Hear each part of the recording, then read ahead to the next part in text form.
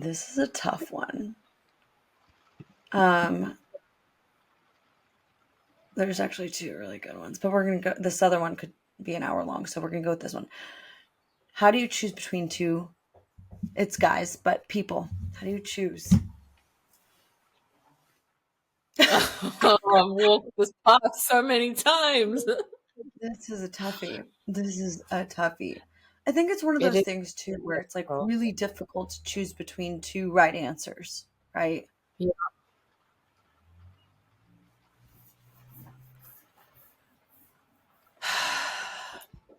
So again, I think with a choice, the only way to really make a choice is to make it when you are when you have had time to really be in your frame, like out of the chaos and the noise. Also, it's great to ask for advice, but at the end of the day, no one else is you walking your journey, feeling your stuff. And often we look for advice because we don't want to make that decision. I think Mm. when you really listen and you really look at it, like you will know what to choose. But sometimes we have situations where, sorry, my dogs are just, stop it.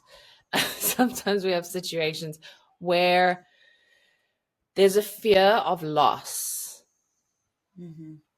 and then you become frozen and it's like you don't want to choose, and that can just get you into so much more trouble that it's That's just so good. it's just not worth it. It's not worth the trouble. Deep down you know the answer. This is what I'm going to say. It's a decision between what your mind is thinking is right for you and what your heart is telling you is right, not your feelings, because feelings can be crowded and sorry, feelings are a reflection of our past experiences. Okay, so Hmm. I think you need to tune in to that heart math and listen from here.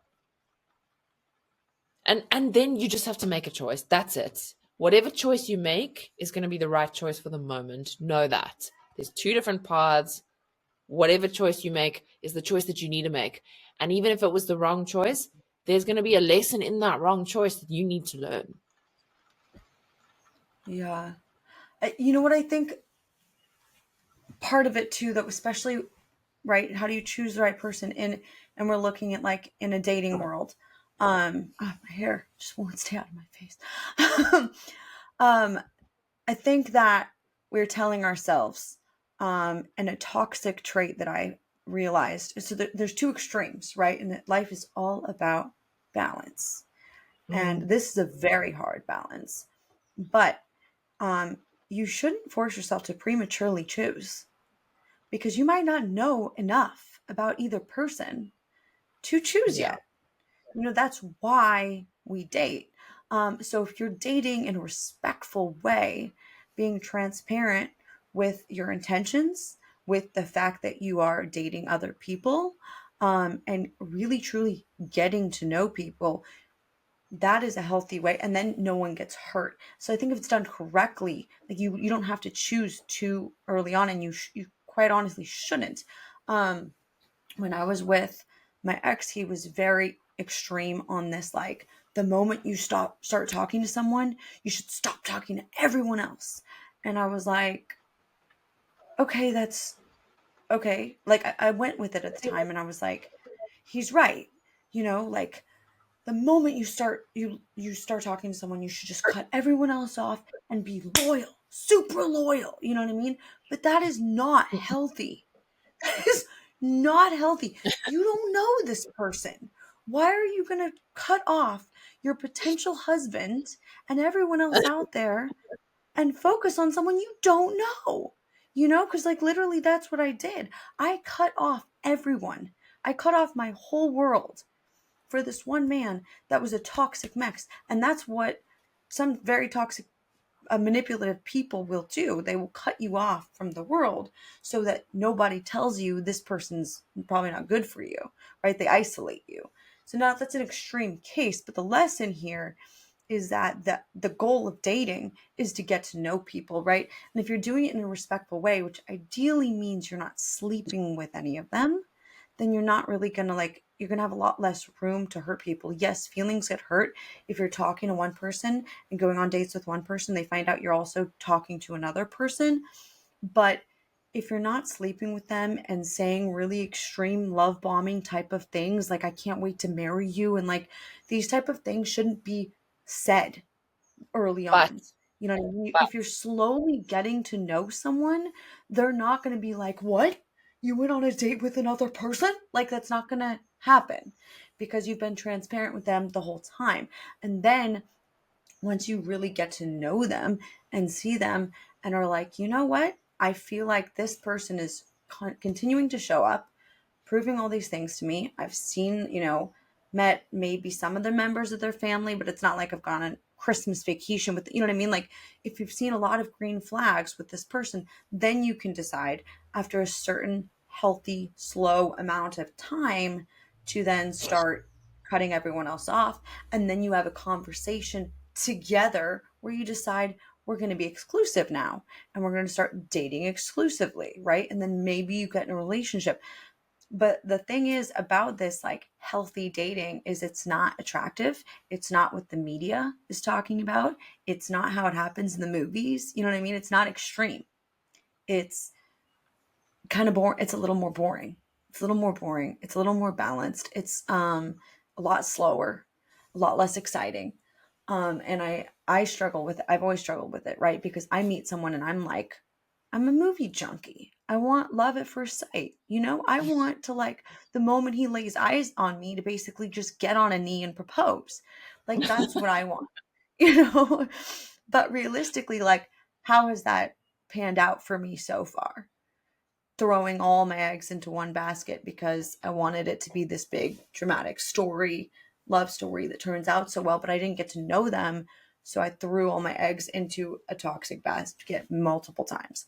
So I would say don't choose until you know. Like continue to get to know multiple people. Be friends with them. Be honest friends. You want your husband to be your best friend.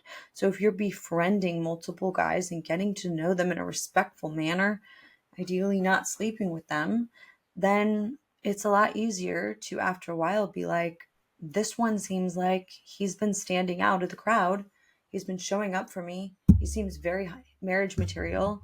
I think I'm going to drop all the others now and focus on this one. And then you can go to the others and they also won't be shocked because you'll be like, hey, I got kind of serious with one of the guys I'm dating. And they'll be bummer, but respect. Thanks for letting me know. That's a healthy but conversation.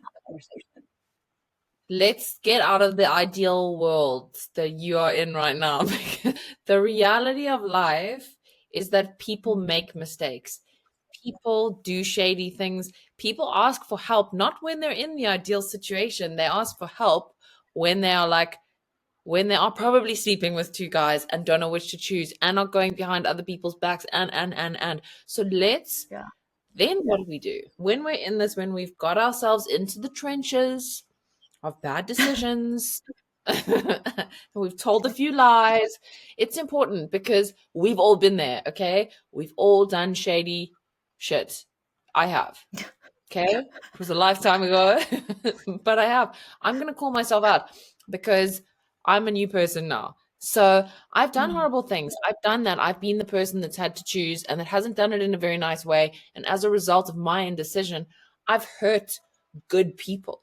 So I would Mm. love to help people not make that mistake because it's an awful, awful experience.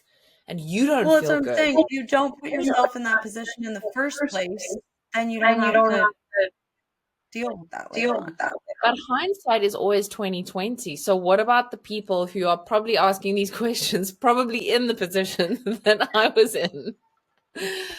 Oh, I'm Touche. gonna Touche. hate myself later for sharing all of this, So but how you would you know, let's say then? yeah, what do you How do? would you Because have at that point, operated better? how would I have operated better? I wouldn't have When got myself. already in the situation, already in it, how would you have operated better than you did? I would not have acted on lust. okay, I would have actually, like where I am now, I would never be in this position, but I would not have acted on lust. And I think it's a big thing. It's a big problem that we don't talk enough about. Love is a drug. Lust is a drug. It does the same things that cocaine does to your brain, just on different levels. I'm not sure of exactly what the percentages are, but that's why you get that feeling. Your pupils dilate. It's euphoric. So when you're Mhm. chasing those feelings, you don't have to be on drugs to be an addict. Okay. There are many different kinds of addicts. Love addiction is a real thing. So, like, when you're looking at it through that lens, and you've got just, firstly, don't act on lust. That's the number one thing. Pray about it. Go and phone a friend about it before you act on it, because it's impulse decisions, it's instant gratification. And unfortunately, we live in a world where everything is instant. So being able to refrain and hold back and stop and be like, let me think about it. Okay, I like this guy, but now this other guy's come along and I like him too. Like, what do I do? You wait. You wait. And the grown up, mature way would be to look at, okay, cool. What are the positives and the negatives? What am I looking for in a person? And if you're anything Yeah. like I used to be, like, I was very much attracted to the damaged bad boy. Like, that's what I just was me. Yup. Yup. Damaged bad boys. We love them. Hate to love them. So, Uh-huh. where's your future going to be? Take off the romantic glasses and look at, what do you want? Seriously, write a list of, what do you want from a partner? Do you think this person can give it to you? What are their Yeah. morals? What are their goals? What's their future? Where do they want to be? Like, a big thing for me now is, I don't want to be with someone who parties and drinks. I don't want to be with someone who doesn't want to worship Jesus like me. It doesn't mean that Mhm. those people are bad people. Those are just not my people. Like, I know what I want. So you've got to do the same when you're making that decision. I will say, like, when I was doing not in the healthy space and in that space, which, yes, I've absolutely been in that position more times than I can count, 9 times out of 10, your answer is probably neither. Yeah, that is gold right there. If you're And I looking remember, somewhere else, if you're looking somewhere else, it's neither. That's the answer. yeah, yeah, I remember the first time I was so torn between these two, and I was fresh out of college, and I was very, very torn between two. And my best friend looks at me and she's like, I don't think it's either of them. And I was so upset. I was so upset. And now looking back, I'm like, it was absolutely not either of them. Like, it was absolutely not, you know? So, Yeah. yeah, yeah. Cool. Well, I hope that helps. I hope it helps. Boom. Comment for more. Yeah, send us your questions. Send us your questions. Give us Yes. some hard Thanks for topics. We watching don't us. like to do more. Yeah, we just had there was some really light, fun ones today. So nice and fun. Okay, next time I Okay. won't. What did you say? Pavement something? Oh, payment special. Pavement special. Thanks for watching the pavement special. We will see you next time. Subscribe, like below. We love you. Bye. Ciao.